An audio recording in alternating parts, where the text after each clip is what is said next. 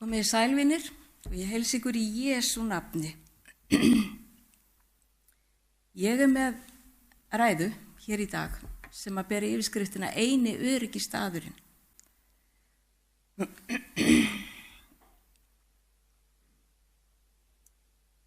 RMS sem stendur fyrir konunglegt gufupóstskip eða Titanic, eins og flesti þekkja það, var breskt gufuknúið farþegaskip og stærsta skip sem byggt hafði verið fram að því.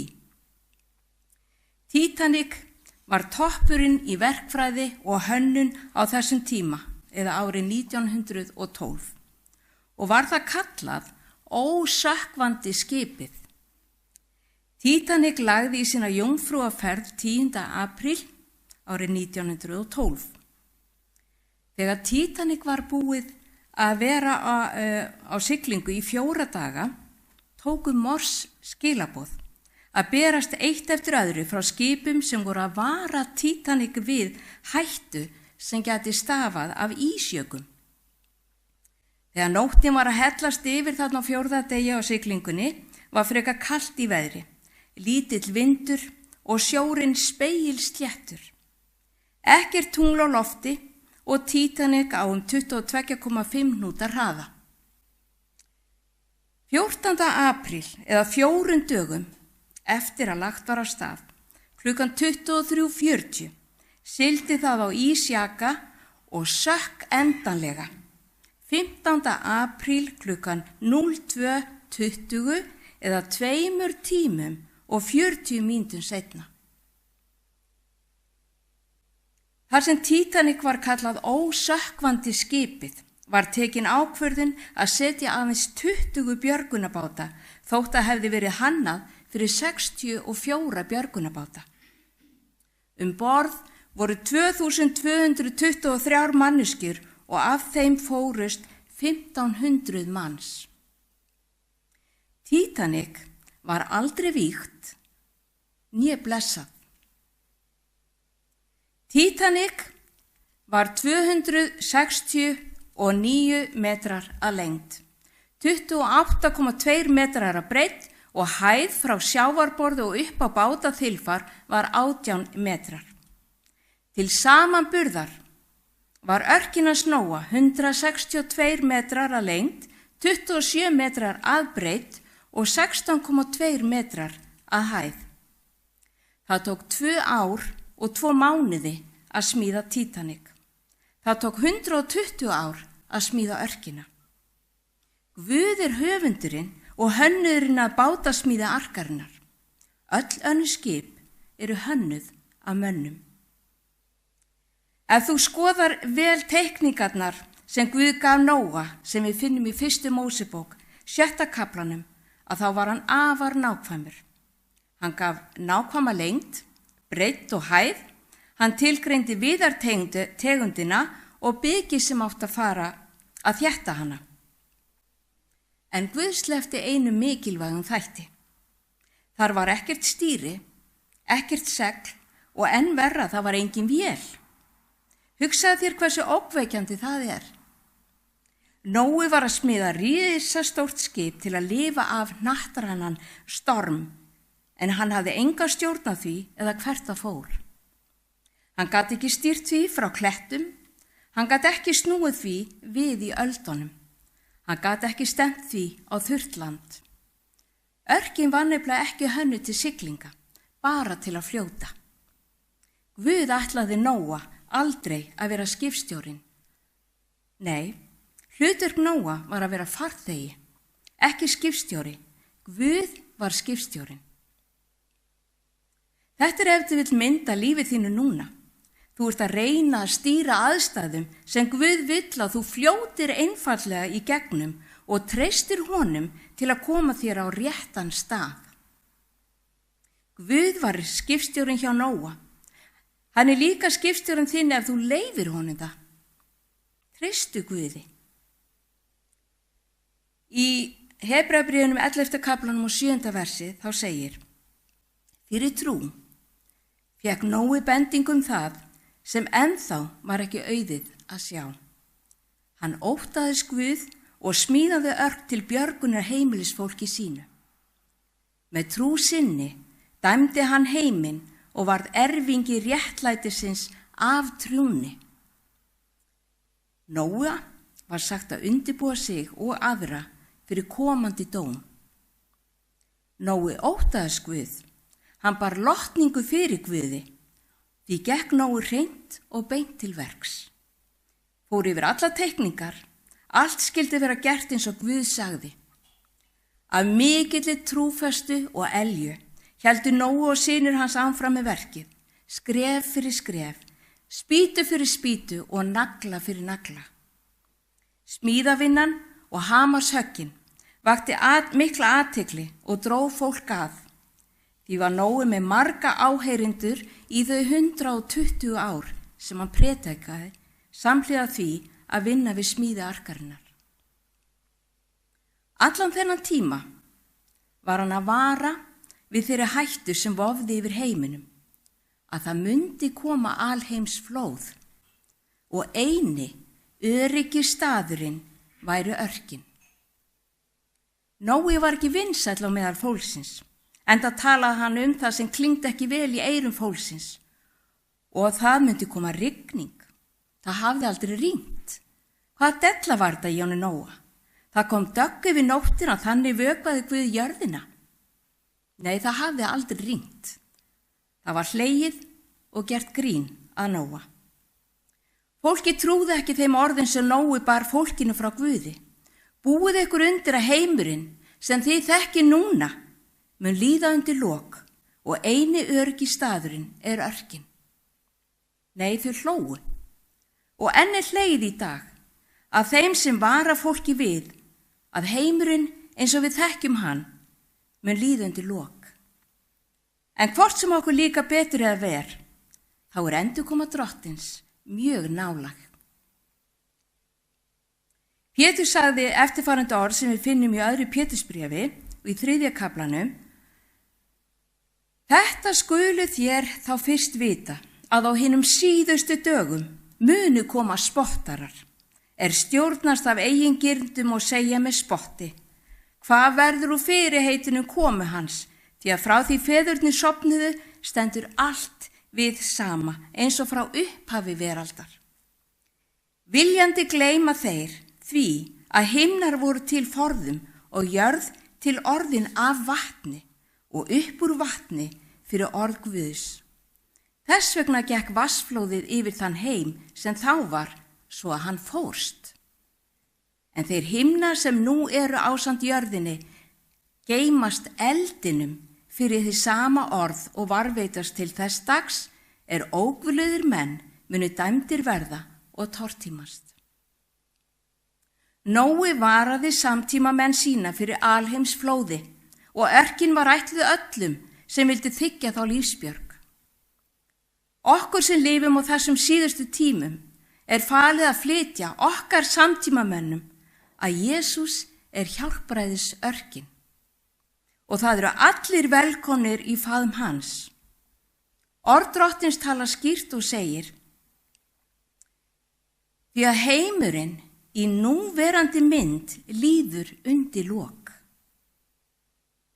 Og Pétur myndi áheyrendur sína og sagði, áfram í öðru Pétursbréfi og 3. kaflanum: En þetta eitt má yður ekki gleymast, þér elskuðu, að einn dagur hjá Drotti sem 1000 ár og 1000 ár sem einn dagur. Tíminn hjá okkur og tíminn hjá Guði ekki svo sami. Einn dagur hjá Drottni sem 1000 ár hjá okkur, svo allt á sig skýringu. Og Páll heldur áfram og segir, áfram í öðru Pétursbréfinu: Ekki Drottinn seinn á sér með fyrirheitið, þótt sumir álítið það seinlæti, heldur hann langlyndur við yður, þar hann vill ekki að neinir glatist, heldur að allir komist til iðrunar. Guð Faðir þolinmóður og gæskuríkur og annt þinn hag og þína framtíð. Hann þráir að þú þiggir boðsitt að koma í hjálpræðisörkina sem er Jesús Kristur. Það eina sem þú þarft að gera að snúa þér til hans, viðurkenna brot þín, iðrast þeirra og segja: takk Jesús minn, takk fyrir hjálpina, takk fyrir þolinmæðina og ást þína á mér, takk, og ganga inn í hjálpræðisörkina í faðm Jesú. Ef þú vilt ennþá þver skallast við og halda áfram að hlæja og gera grína boðskap Drottins sem lærisveinar hans ber á borð, þá heldur Pétur innblásinn af anda Guðs áfram og segir í 2. Pétursbréfi: en dagur Drottins mun koma sem þjófur, og þá munu himnarnir með miklum gný líðandi lok. Frumefnin sunduleysast í brennandi hita og jörðin og þau verk sem á henni eru uppbrenna. En eftir fyrirheiti hans væntum við nýs himins og nýrra jarðar, þar sem réttlæti býr. Langlítið Drottins vors vera hjálpræði.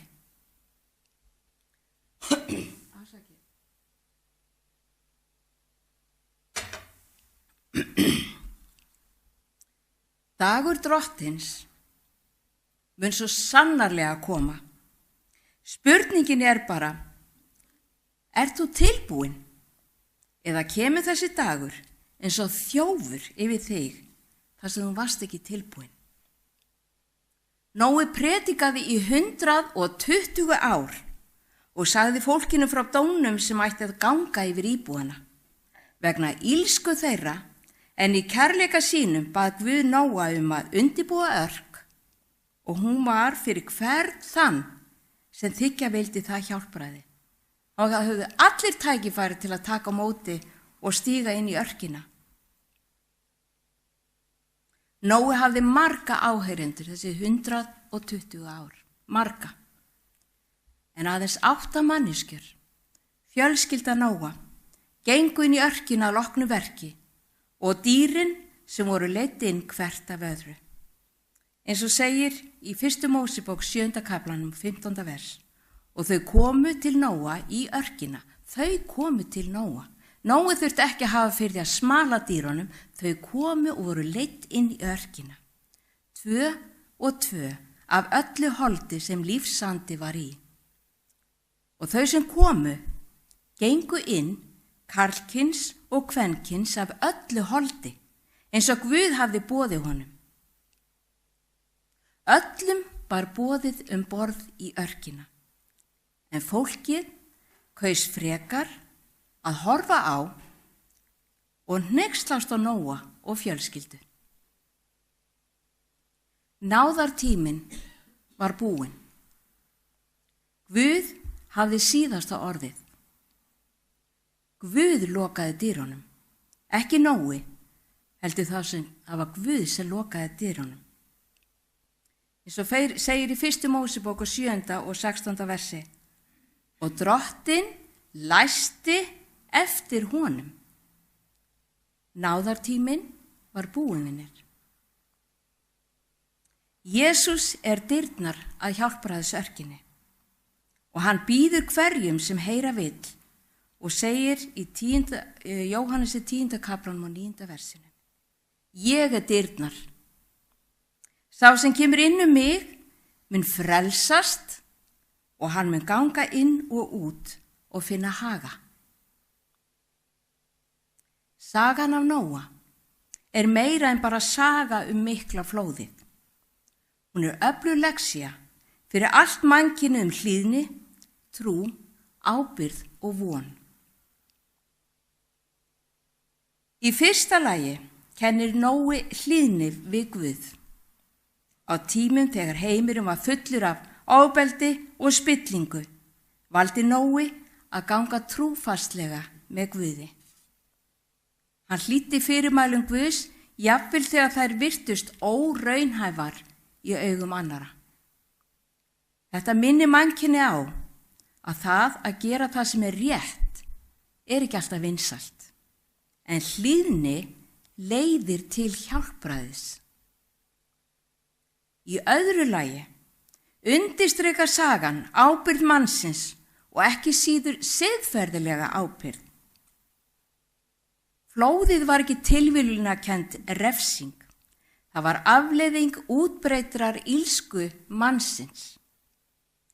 Þetta kennir okkur að gjörðir okkar skipta máli og að samfélög sem byggð eru á óréttlæti og illsku þurfa að lokum að horfast í augu við afleiðingarnar. Í þriðja lagi táknar örkin hans Nóa miskunn og náð Guðs. Því að áður en dómurinn kom, sá Guð fyrir leið til að komast undan. Þetta sýnir að Guð er þolinmóður og gefur mannkyninu tækifæri til að iðrast og breytast. Og það á það sama við í dag, áður en dómur kemur, sem er alltaf verið að kalla til að Kristur muni koma aftur. Hann muni koma til að sækja sitt fólk. Að þá hefur hann boðið fólki að taka á móti Jesú Kristi, bjóða hann velkomin inn í sitt hjarta og trúa og treysta á hann. Því að dómur, vinir, er aldrei fyrsta þrá Guðs. Hann vill ekki að neini glatist, en endurlausn er það. Í fjórða lagi táknar örkin einingu og umhyggju fyrir sköpunarverkinu. Nóa var falið að bjarga ekki aðeins fjölskyldu sinni, heldur einnig dýrunum. Þetta kennir mannkyninu að hafa og bera ábyrgð á öllum lifandi verum. Að lokum er regnboginn eftir flóði táknum von og nýtt upphaf. Hann minnir mannkynið á að jafnvel eftir tortímingu býður Guð upp á endurreisn og lofar trúfesti. Eins og við lesum í 1. Mósebók. Minn sáttmála vil ég gjöra við yður, aldrei framar skal allt hold tortímast af vatnsflóði og aldrei framar mun flóð koma til að eyða jörðina. Og Guð sagði, þetta er merki sáttmálans sem ég gjöri milli mín og yðar og allra lifandi skepna sem hjá yður eru, allar ókomnar aldir. Boga minn set ég í skýin, að hann sé merki sáttmálans milli mín og jarðarinnar. Og þegar ég dreg ský saman yfir jörðinni og boginn sést í skýjunum, þá mun ég minnast sáttmála míns sem er milli mín og yðar og allra lifandi sálna í öllu holdi og aldrei framar skal vatni verða flóði til að tortíma öllu holdi. Og boginn skal standa í skýjunum og ég mun horfa á hann. Hugsa ykkur, vinir, þegar við horfum á regnbogann, þá er Guð að horfa á hann til þess að minnast hins eilífa sáttmála milli Guðs og allra lifandi sálna í öllu holdi sem er á jörðinni. Og Guð sagði við Nóa, þetta er teikn sáttmálans sem ég hef gjört milli mín og alls holds sem er á jörðinni. Guð hefur svo sannarlega staðið við sitt loford allar götur síðan. Aldrei áður og eftir hefur ringt svo mikið eða flætt svo mikið vatn yfir allan heiminn í einu. En regnboginn í skýjunum var okkur gefinn til táknum það að Guð myndi halda við sinn sáttmála. Í stuttu máli, lexía Nóa kalla mannkynið til að lifa réttlátlega, annast sköpunarverkið, hlýða Guði jafnvel á erfiðum tímum og treysta því að von og endurnýjun séu alltaf möguleg eftir iðrun og trúm. Titanic var svo flottasta hönnun með öllum þeim þægindum sem hægt var að hugsa sér á þeim tíma.